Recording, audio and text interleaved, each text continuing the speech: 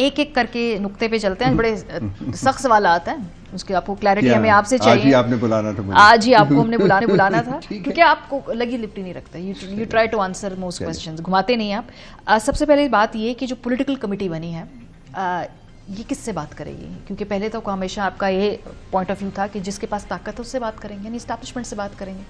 اب یہ political committee establishment سے بات کرے گی, پولیٹیکل پارٹیز سے بات کرے گی, محسن نقوی سے بات کرے گی, کس سے بات کرے گی؟ تھینک یو ونس اگین ماریا. دیکھیے ایک کمیٹی پہلے بھی بنی ہوئی ہے, بلکہ ایک شخص ہے جس کو کہ آتھرائز کیا گیا خان صاحب کی طرف سے, محمود خان اچکزئی صاحب کو. ہی واز انٹرسٹڈ کہ پولیٹیکل جو ہمارے پلیئرز ہیں ان کے ساتھ بھی بات چیت ہونی چاہیے, تو خان صاحب نے ان کو پیراگیٹو دیا تھا کہ آپ کریں, اور بات چیت کا آغاز بھی ہوا تھا. It was brokered also, I am sure you must be aware of it basically. لیکن unfortunately P M L N کے اندر سے کچھ آوازیں ایسی اٹھی تھیں خواجہ صاحب کی اور احسن اقبال کی کہ وہ نہیں چاہتے تھے کہ پی ٹی آئی کے ساتھ انگیج کیا جائے. تو میرا خیال ہے کہ وہ اسٹل بارن ہو گئی تھی, لیکن وہ ابھی تک موجود ہیں. محمود خان اچکزئی صاحب سے وہ جو امپاورمنٹ تھی وہ واپس نہیں لی گئی, وہ ان کے پاس موجود ہے, وہ کر سکتے ہیں. یہ جو کمیٹی بنی ہے بیسیکلی وہ ان لوگوں کے ساتھ نیگوشیٹ کرنے کے لیے بنی ہے جن کے پاس ہمارے پرسیپشن, ہماری انڈرسٹینڈنگ کے مطابق پاور ہے. جو وزیر اعظم شہباز شریف نہیں ہے ہمارے پاس, وہ ان کے پاس پاور, تو یہ ان سے بات نہیں کریں گے. تو وہ اب دیکھنا یہ ہوگا کہ جی آگے بات کیسے بڑھتی ہے, کس طریقے سے ہوتی ہے. بیکاز اسٹیبلشمنٹ کے ساتھ بھی کچھ ہماری رابطہ رہا ہے ان دا ریسنٹ پاسٹ آلسو, اور اس کو ہم چاہیں گے کہ اس کا جو اسکوپ ہے اس کو براڈن کیا جائے, اس کو آگے بڑھایا جائے. Because I am basically inherently a person of dialogue. Ultimately تو بات چیت کرنی ہی ہے, آپ نے بات چیت کے علاوہ چارہ کوئی نہیں ہے. اب یہ ہے کہ مفاہمت اور مزاحمت کی بات ہو رہی ہے, یہ دونوں چیزیں انٹرٹوائنڈ ہوتی ہیں, آپس میں بندی ہوتی ہیں. اگر مزاحمت ہو وہ مفاہمت کی طرف لیڈ کر سکتی ہے, اور اس طرح کی باتیں ہوتی ہیں. تو میرا خیال ہے کہ یہ سملٹینیسلی یہ کام ہوں گے. یہ پولیٹیشین سے بات نہیں کریں گے, یہ بھی کیٹیگوریکل پوزیشن ہے, اسٹیبلشمنٹ سے ہی بات کریں گے.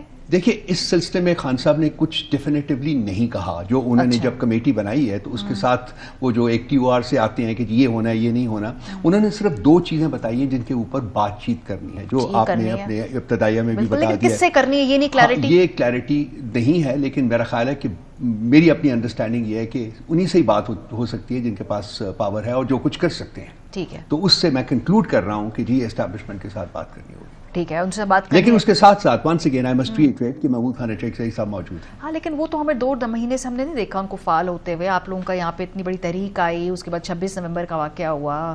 اچکزئی صاحب کا میں بیانات ضرور سنے, لیکن وہ پولیٹیکلی تو ایکٹیو نہیں. نہ میں نے انہیں مولانا صاحب سے ملاقاتیں کرتے ہوئے دیکھا ہے. وہ میرے خیال ہے کچھ اپنی اور سیاسی مصروفیات میں ہیں.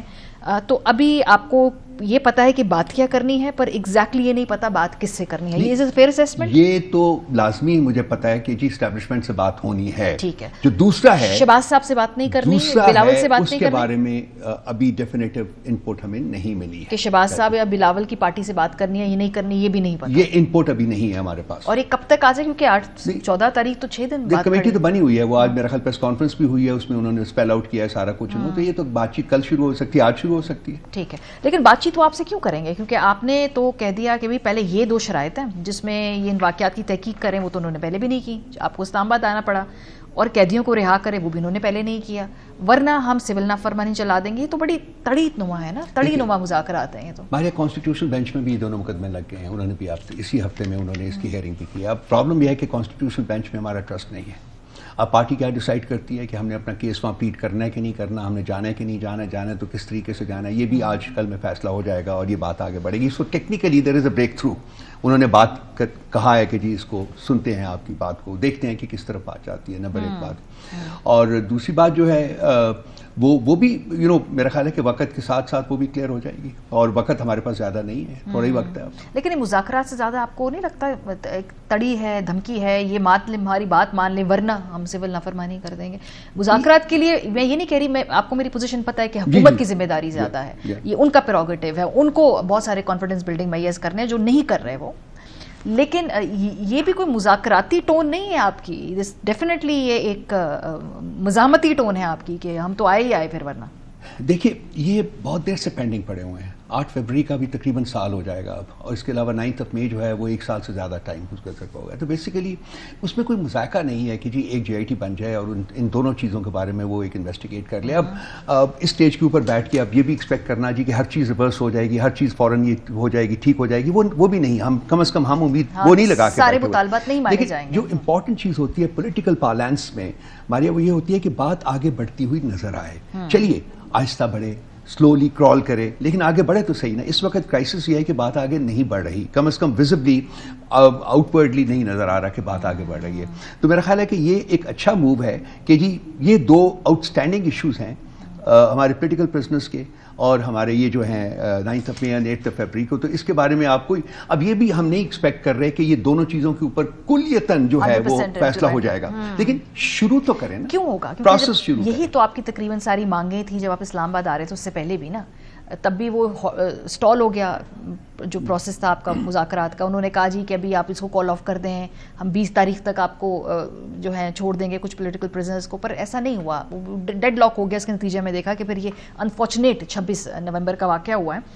सो अब क्यों माने वो आपकी बात? आपके पास लेवरेज क्या है? मैं आपको सबसे इंपॉर्टेंट बात बताता हूँ। मैं क्या फील करता हूँ? मैं फील करता हूँ कि इस वक्त जो मुल्क है ना वो एट स्टेक है। तो हमारे पास जो लेवरेज है वो भी मुल्क की है, उनके पास भी लेवरेज जो मुल्क की है। वो कोई मुल्क से कम प्यार नहीं करते या हम ज़्यादा नहीं करते, हम कम नहीं करते वो ज़्यादा नहीं करते। बेसिकली मुल्क जो है वो पिवट है इस वक्त, मुल्क का फ्यूचर जो है वो एट रिस्क है। तो आई थिंक कि इससे बड़ा पिवट कोई हो नहीं सकता, इससे बड़ा लेवरेज कोई नहीं हो सकता, दोनों के लिए, हमारे लिए नहीं उनके लिए भी।